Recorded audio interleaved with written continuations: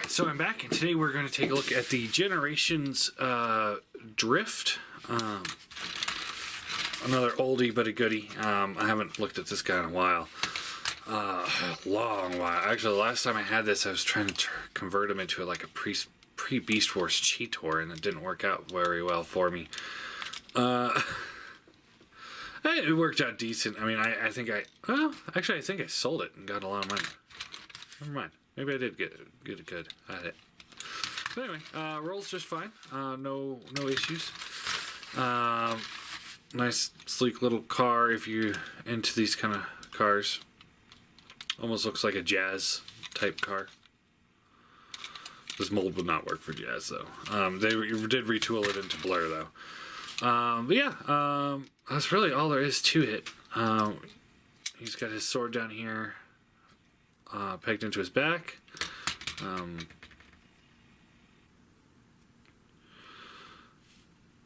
I don't know if this is actually his sword.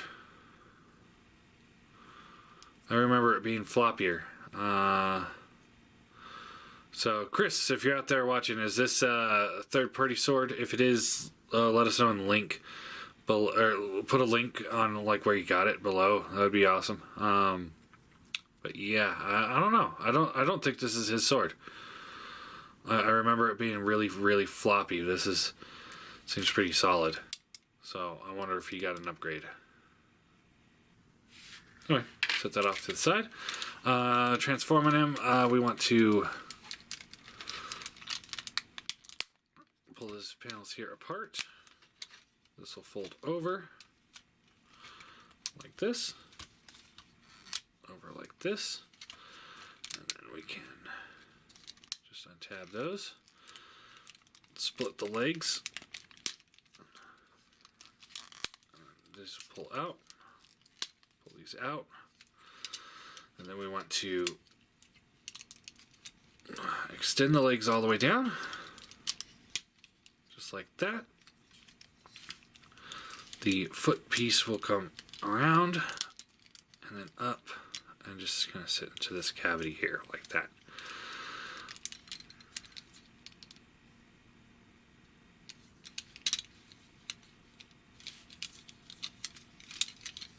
And there is the feet done. And then pull these out. See, that's what I remember with the other sword. More gummy. Close the windows up. We'll pull this sword out here. Close that window up. And it just sits on the back. Just like that. Arms will come around like this. So you're just unfolding the arm and then rotating it back. Now you can leave it up like that if you prefer, or maybe like this if you prefer, but I think this is the official way. And then this will fold up and tab into the chest, just like that. And there is your Generations Drift in robot mode. It was one of those characters, like, I didn't know anything about him. I never read IDW at the time. I still don't. So I think he was a Decepticon, and he turned into an Autobot, and people made a big deal out of it.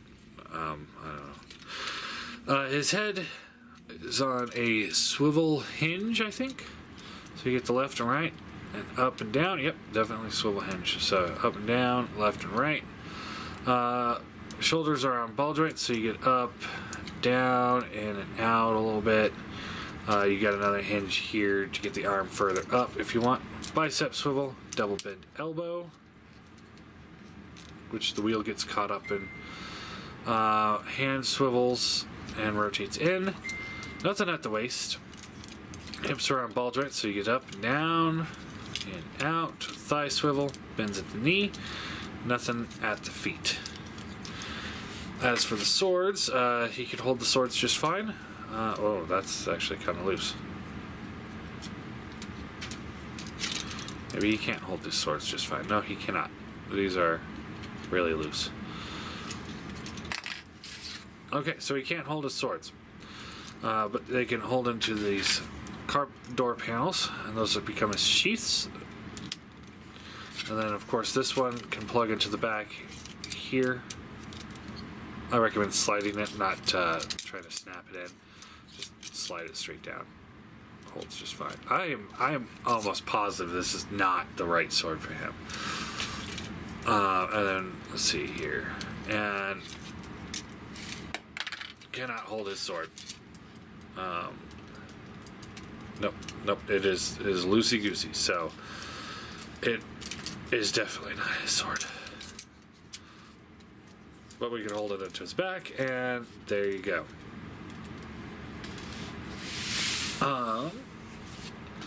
All in all, I think going back in time, when this came out, first off, it was a great figure.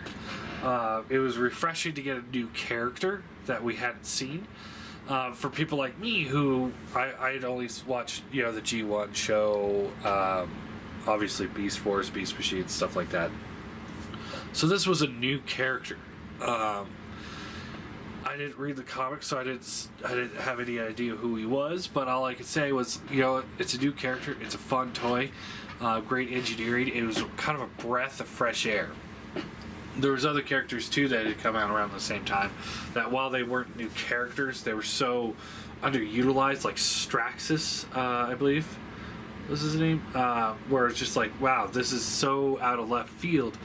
And he had I think 1 or 2 comic book appearances in the old Marvel comics. And here he is with a new toy, and it's just like, these are new, exciting characters. Because it's fresh, and I really enjoyed it, and I'm sure a lot of people did. To date, it's hands down better than most anything that we're getting from Hasbro these days. The build quality's better, the transformation's better. He's not hindered by stupid gimmicks. He's hindered a little bit by his design, with those weird shoulders sticking out the back and the door panels. But that's just the character. He's hindered a little bit there, but overall, no stupid gimmick that goes across the entire line, like Titan's Return, where everybody had to be headmasters, or Power of the Primes, where everybody's got to be combiners, or Combiner Wars, where everybody has to be combiners. It's refreshing to look at stuff from the past. They did such a better job back then than they do now with a lot of things. So ultimately, though, the actual sword that came with it was super gummy and easy to warp. I don't recall having issues of holding his weapons. I know the Blur had some issues because they made the handles really thin. But those were fine. The biggest issues are just he's got too much clutter going on. And I don't really like that too much. Other than that, I'd say it's a pretty solid figure. So I'm going to give him an 8 out of 10. I think he's pretty good. I recommend him for those people that are still into the old IDW or Chug collections. If you don't have him already, he's one to go look for. I mean, he's so much better than stuff like this. I mean... This guy's just so hollow without knees, and oh my god. It's like, seriously, guys? You can't... You go from this to this? Oh, man. Anyway, size comparison-wise, here he is with a Seeker, which I believe he was actually the same line. And here he is with a Prime.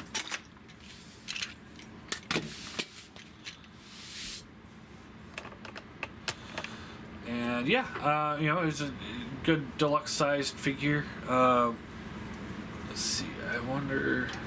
Let's see here. I would say scale-wise, I'd put him more with this particular figure, and design-wise, he looks pretty good as well. So yeah, there you go.